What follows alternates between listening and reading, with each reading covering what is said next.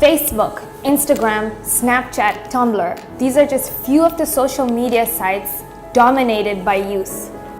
It is a challenge to raise teenagers obsessed with the world of social media, and it is impossible to keep youth away from a world where social media is dominating. In a world that is dominated by social media, parents need to have a better understanding of what's happening online. 60% of parents underestimated how lonely, depressed, and worried their children were. And 94% underestimated the amount of fighting that goes on in social media. Statistics also indicate that girls are more likely to dominate social media, while boys are more likely to play video games. How is social media affecting our youth? What are some of the positive and negative effects of using social media? And how can parents encourage the use of social media in moderation? We will investigate these topics today. Thank you so much, Mehjabeen and Samuel, for being here today. It's nice to have younger people on my show. So we'll just get right to it. What do you use social media for? I use social media for a number of reasons. Myself personally, being a medical student, I really need social media for educational purposes. So you could have online books online, you can read books online, refer books online. You can also have conversations online. Most of the conversations online between students or email exchange of emails are usually about education purposes. So I use it for that. Also, another use could be for communication, of course. Communication is very important, especially keeping in touch with friends. You need to keep in touch with friends, yeah? And those friends, you separate from high school, so they live abroad, so you need to keep in touch with your friends. You also need to keep in touch with your relatives abroad, yeah? So social media makes it much easier for you to stay in touch with your close ones. I also use social media to keep in touch basically with the current affairs, like what's going on around the world. You need to know like the political affairs going around in the world. For example, like the ISIS, Syria, all the crisis going on. So you need to keep in touch, updated about all this. It's actually really interesting because I read somewhere that a lot of people nowadays get their news from social media, compared to like anything else. You wouldn't, it's today's time, we hardly get time to sit in front of the TV and watch the news when you can easily get all the information on social media. Also, another reason that I use social media is I'm also part of the Development Society. Okay. Yeah, it's one of the youth organizations of madrasa graduates. So we use this social media to share events that we have events. Okay, so we use social, we have the Mother's Day or the Sister's Day. We also have welfare events like welfare for the orphans. Yeah, so we use social media to share such events. Basically, these events target all ages. So all you've said is a lot of positive aspects of social media, right? Okay. And what about you, Samuel? Well, as the name goes, social media. So I use it basically, the first thing I would use social media for is for socializing, with friends and family and workmates. And as Mehjabeen said, also to get in touch with the current affairs, the news, and as, for example, my work requires a lot of sharing of information. Social media makes that easier, At work, we can see each other, but when we're out of work, then it becomes easy for us to share this information and stuff like that. So, yeah, it's much more of I could say, socializing and groups, when we use social media, we get around different groups, different people, for example, religious groups and people that we would not normally get in touch with or form groups. But in social media, you get to meet different kinds of people, different kinds of groups, and we organize events and talk and stuff like that, yeah. Do you believe that when you are speaking to people, like your friends, for example, that those conversations are as valuable as when you're with them personally? Do you believe that interaction is as valuable as when you're with the person? I think that would be one of the negative effects of social media. I think it lessens the value. I think when I'm communicating with someone face to face, there's a sense of the presence, you know, the presence of that person with me. They can read my body language, they can feel my emotions, you know, the intensity of my emotions, you know. But that doesn't happen when social media is involved, because the feelings and the emotions and the body language then becomes mediated by the social media. So I think the value lessens a bit than when I'm talking with the person face to face. Okay. So how many social media apps are you guys on? And if you don't mind me asking, and like, what are there? I, for one, I'm not a very good user of social media, so I've limited my social media use to 2 applications, I think, Facebook and WhatsApp. And WhatsApp. The famous ones. Okay, and what about you? Yeah, same goes for me, because like my schedule is really time consuming. Like you have uni, then you have field. So it's really, you hardly get any time. You know, Facebook is also usually just for like current affairs, you know, just to get in touch with the current affairs, you just share posts. Yeah, WhatsApp is for, you know, Just to keep in touch. And you can also send files through WhatsApp, notes. Yeah, so it makes it very easier. And how many times would you be checking your Facebook a day? Facebook. Well, Facebook for me, I would say, I'd say 3 times, 2 times a day. Okay. Yeah. Okay. Because Facebook is much more of posting, and it's not that much social compared to WhatsApp. Now, when you come to WhatsApp, that's a different story, you know. That I don't think that there's account for that. Okay. What about you? I'm not really active user of Facebook. Like if you take me a few years back, yeah, my frequency of usage was much more than now. Yeah, yeah. So now I hardly get time. So I'm not really active on Facebook. Maybe a few times a week. Okay. You guys are good kids, man.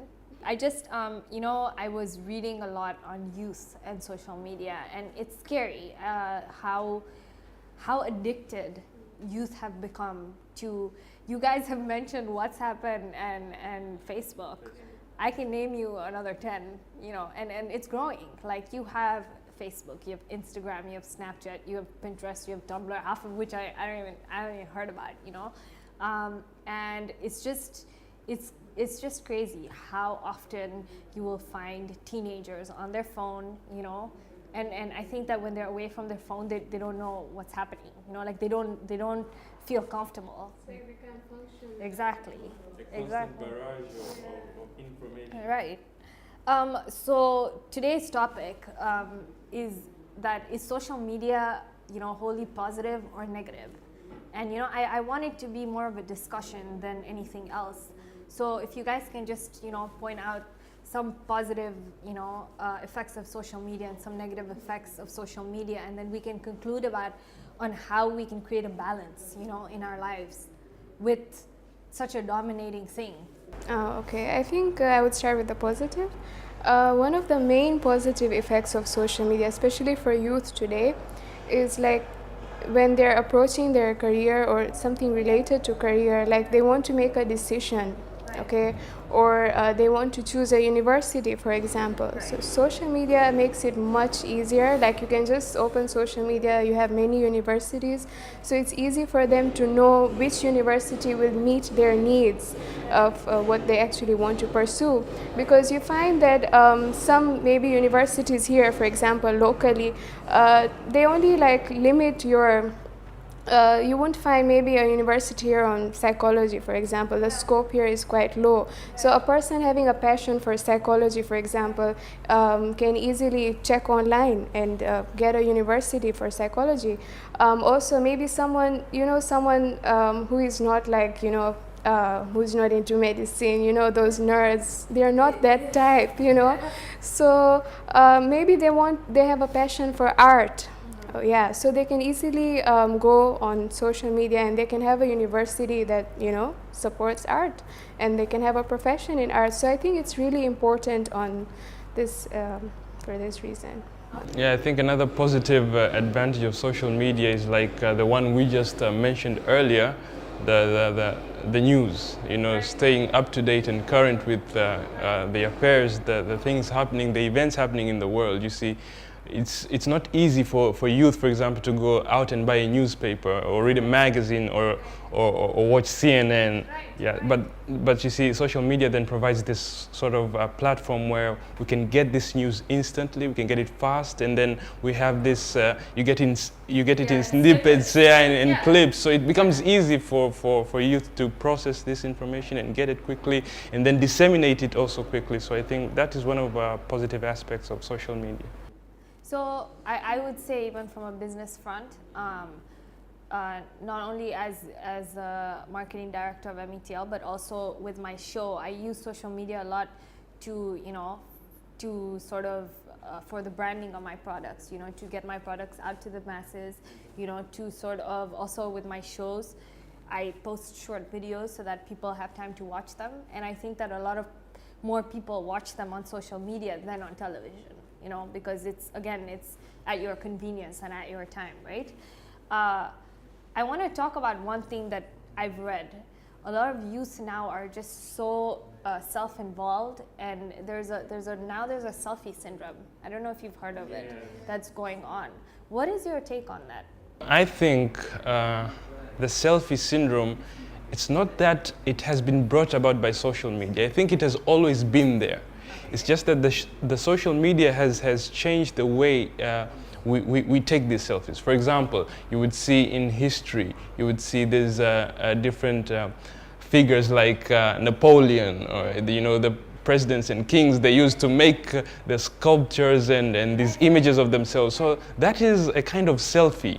So everyone wants attention, and these selfies are sort of modern day sculptures and paintings of ourselves. But you see, in the past we had to get a sculpture, we had to get a painter, someone who we had to sit for hours and let them paint or do this. But you see, social media has just made that easy. So it has always been there, the need for attention, the need to have others see how we look and what we're doing. So it has always been there, but social media has just made it easy, convenient, so we take a lot of pictures a day.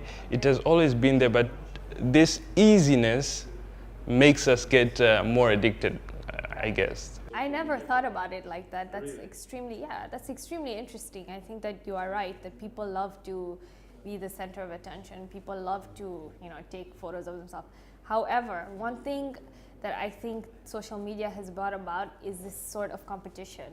Yeah, everybody, right? Yeah, it's like everyone wants to look their best. Yeah. It's like, you become more self-conscious about yourself, and sometimes it can even lower one's self-esteem. Exactly. It can really, especially social media also, suicide cases. You have social media. You post something on someone's wall, you have a suicide case already. I think a lot of people nowadays, it's all about, and this affects kids more than older people, because they're at their peak of development. You have like 12 to 13-year-olds who are, posting photos, and then it's, how many likes did I get? How many comments did I get?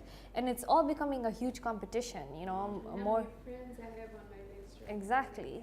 Exactly. So I think that in that regard, it is, a setback, because while kids should be, I've gone to restaurants, and I mean, I can see I've also done it myself, where you're sitting there and the entire time that you and all your friends you're on your phone, you're not even communicating with each other because you're on your phone. And how, it's happening more and more now, because, the world is getting smaller. So the ability for you to communicate with your friend in wherever across the world is so much easier. So you'd rather be on your phone than be speaking to people around you. No? Yes, I sometimes I like to view social media as being unsocial. Yeah, social media is really making us unsocial. Yeah, because we're using so much of the social media that we diminish our face-to-face interactions, and we reach a point when we haven't developed that face-to-face connection. We are losing that, and it comes a point when when we are now face to face, when we don't have our phones and our tablets, we really cannot communicate anymore. We don't know what to say to each other. We don't know how to communicate to each other. So yes, that has diminished the sense of face-to-face interaction and connection. I feel important events, you know, like a birthday or something, sometimes you should just live in the moment, you know, without using your phones, just enjoy the moment with your friends, your close ones, you know, instead of just, but you find nowadays it's a birthday party, everyone is like, okay, let's take a selfie. But I feel people do this just to gain approval from people, and I don't think it's right for people to seek for approval, you know, from others. You know, you can, you know, you don't have to let social media affect your self-esteem or affect your own self-worth in your own eyes. And at the beginning, for example, you were talking about value. You see, for example, today, I think even the value of the birthday wish has diminished also. Because, you know, the birthday, we are reminded by Facebook. So when someone says happy birthday, you know, they just saw my Facebook reminder. So that diminishes the value. Unlike in the past, when someone wishes you a birthday and you say, this person remembered the day I was born, it had some value in it. So instead of, for example, sending a message, happy birthday, why don't you go to a shop and pick a card and write it down and send a card instead of just texting it? Send an online card, okay, happy birthday, that's it. The online card is intangible. I'll tell you this, people get very offended if you don't wish them on Facebook. It's very scary. People get very offended. So when you say that, it reaches a point then that we are not using the social media, but the social media are now changing us. They're changing how we live and our habits and our attitudes, then that becomes a problem really. It's like we've become a slave to the social media. I think, and it's really dominating, you know, the lives of a lot of teenagers nowadays. Right. You know, you see a lot of teenagers who, you know, their entire life and a lot of their time, I think 70% of their day just goes towards, you know, I read a study where basically CNN did a study on some teenagers and how much time was being allocated to social media, and how one girl decided to put her phone down just for a short like number of days, and her scores improved so much because she was constantly on the phone, you know, wasting time on social media when, you know, she could have used that time studying, and in actuality she ended up doing so much better. Yes, and this does affect the way the youths and children do in school. Yeah, I've just to comment on that.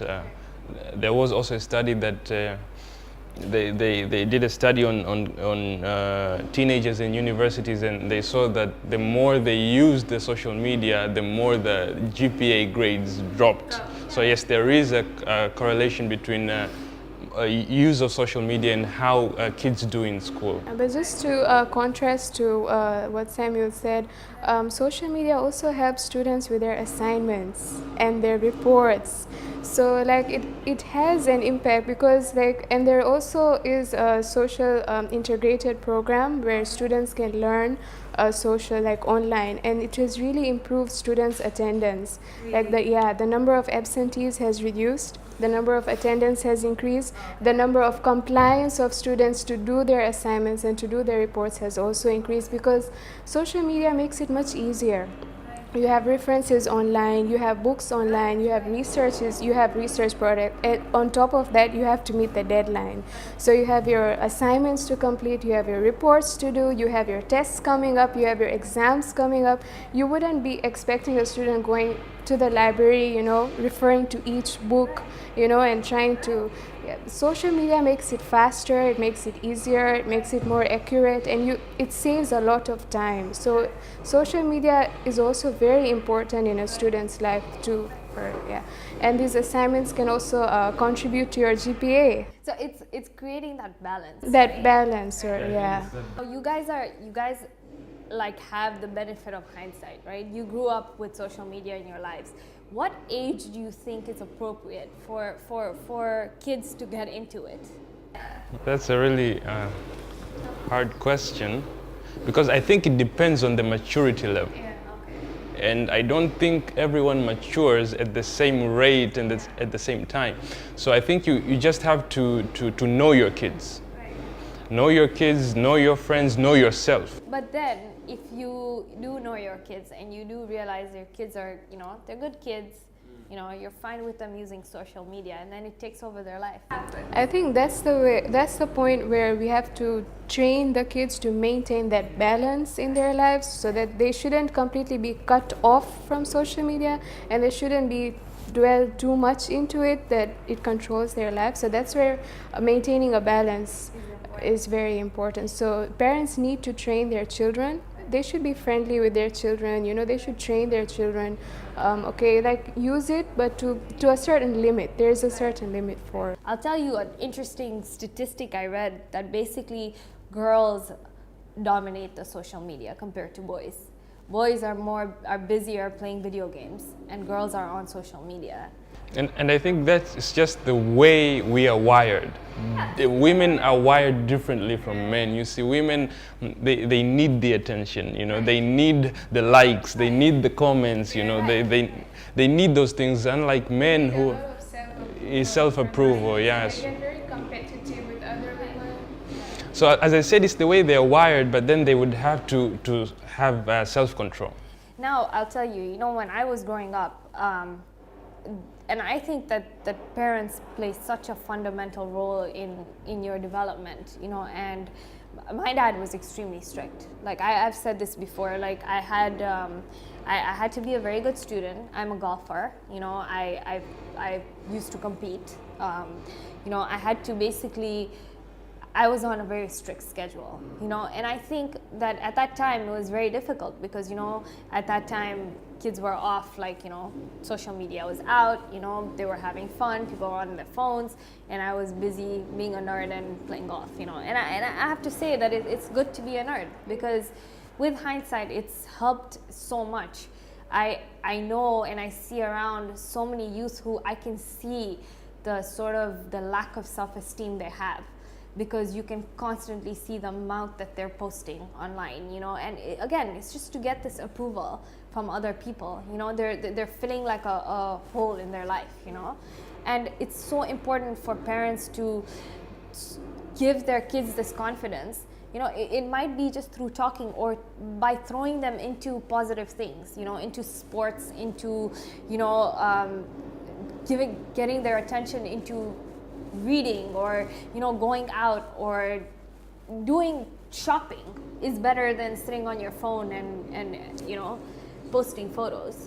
And I think the cure to the lack of self-esteem and the need for approval is to understand that true moments of happiness in life and fulfillment do not come from looking inside oneself, but looking at what's bigger out there, the grandeur. For example, if I ask, why do people go to Mount Kilimanjaro or Mount Everest, they go there to see wonders. They go there to see the scenery, You don't go on top of Mount Kilimanjaro and say, look at me.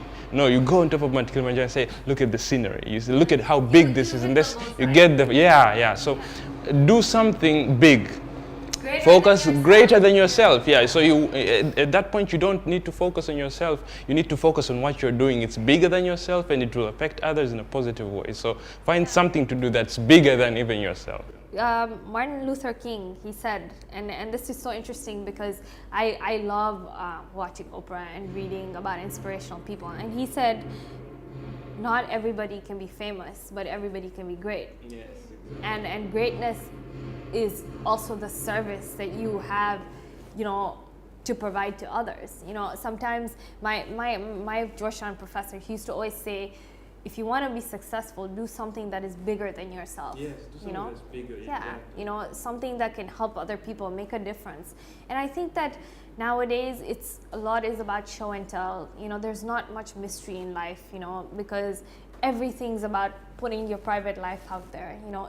I think it's created so many issues in terms of, with family, with friends, so much drama, and And it's really sad that now kids younger and younger are getting into it, you know, and they're getting more obsessed with it. And it's this celebrity mentality which social media also helps to perpetuate. Of course. Yeah, so everyone wants to live the celebrity lifestyle, which is actually plastic. It's not real, you know. If you live a genuine, authentic life, that's who you are, and you have a dream that's bigger than yourself, you have this dream to help others, then you will find yourself consumed in your passion to the extent that you don't need the approval of others. I think also in the process of constantly seeking approval from other people, you change yourself and you lose yourself completely in the process. Like you have no focus in what you're doing, you have no goal in life. So I think the key point here is, I think, find your goal in life. What do you want to do in life? What are you passionate about? Find your goal and then seek approval from the right places. Seek approval from your mentors. Seek approval from, you have your family, you have your parents. Sit with them, talk with them, instead of, you know, being on your phone the whole time. You can seek approval from the right places. You can seek help from the right places to help you, like a ladder to achieve your success. So seek approval from those ladders that will help you get where you want to be.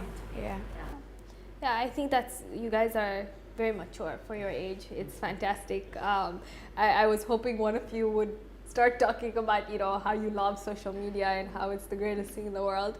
But no, it's so refreshing to meet youth that have understood this, and that, you know, that find, you know, the importance in other things more than posting online. So that's fantastic, you know.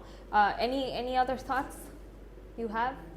Yeah, you see, I think just to get that balance, I would recommend that we learn from people who are not so much into social media. Right. We learn from them. For example, you said you were not so much into it as you were growing up, so I would look at you and say, look at what she has done, look at what she has accomplished. And she didn't need the social media that much. She used it, but not that much, and look at what she has achieved. Maybe she can motivate me to reduce my time on social media. And then fast. Have a social media fast. You know, we fast for so many things. You know, why don't we fast for social media? You can take a fast a day, a week, and just see how that feels like.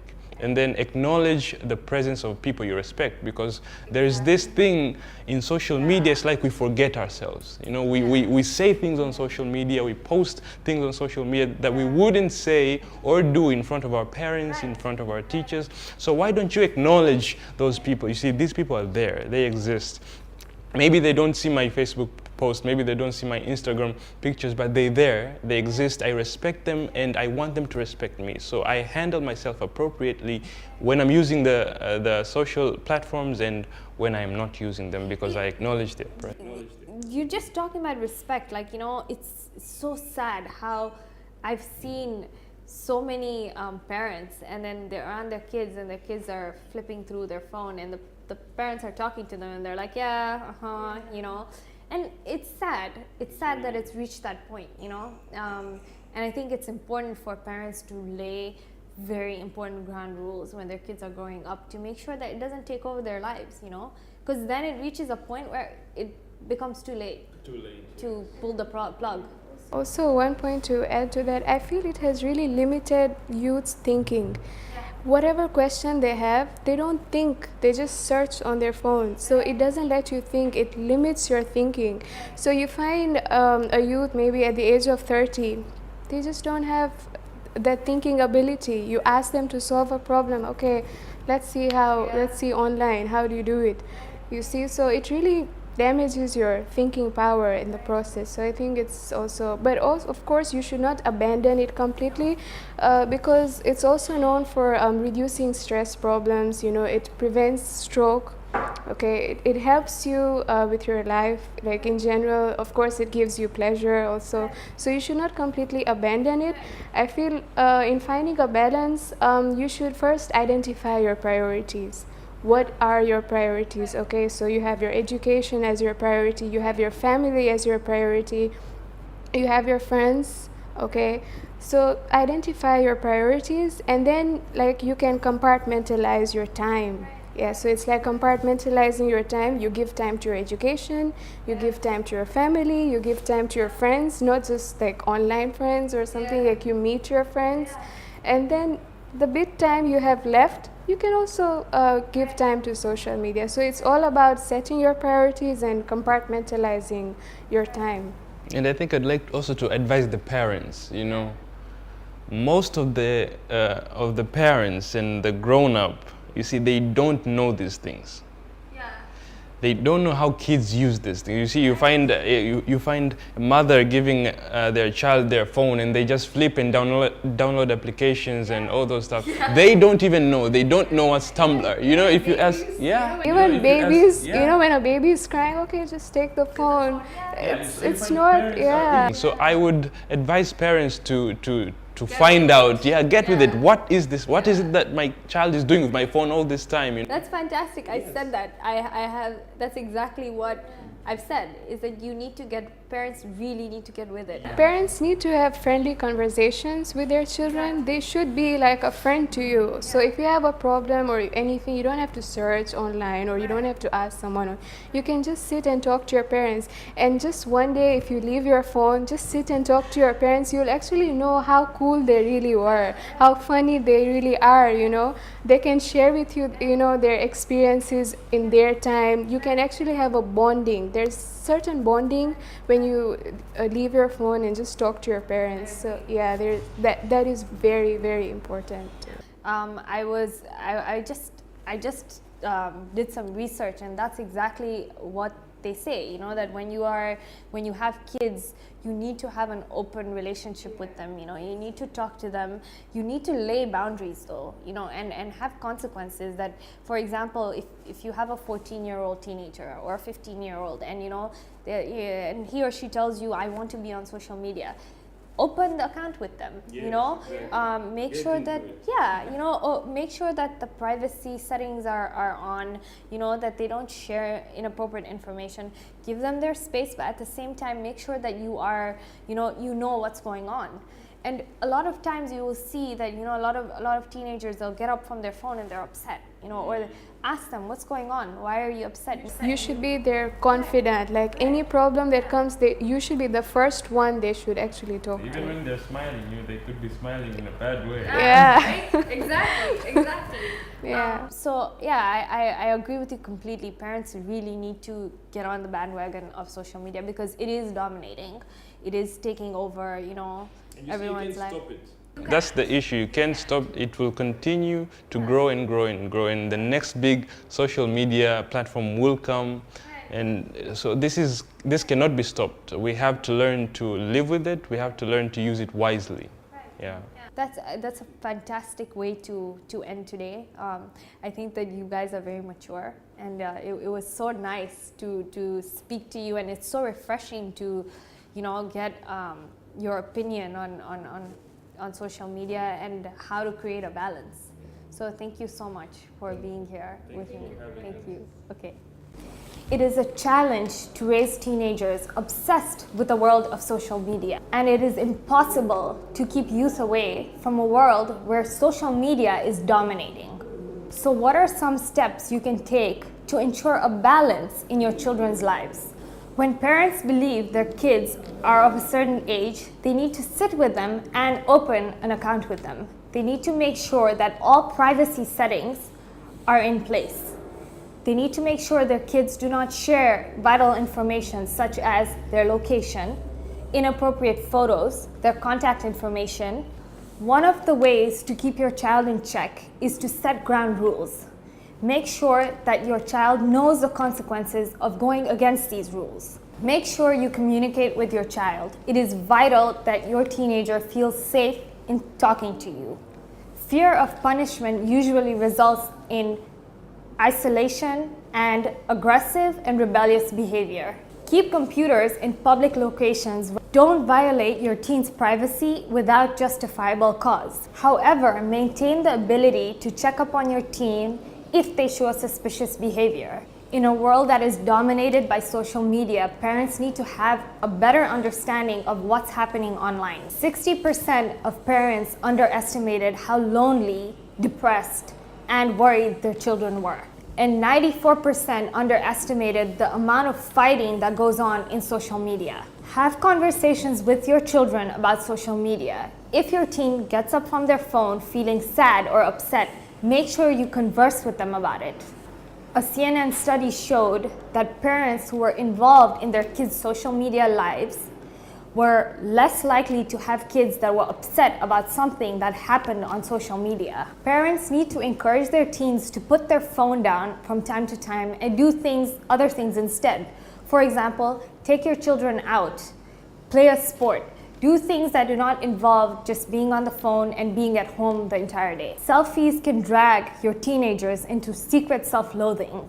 No matter how good their selfie is, they might be measuring themselves on the amount of likes and comments that they get on social media. Parents need to encourage inner beauty, hard work, and achievement, because these are the most vital, important things in the development of your youth. Because teenagers are always faced with the self-promotion addiction of the social media world.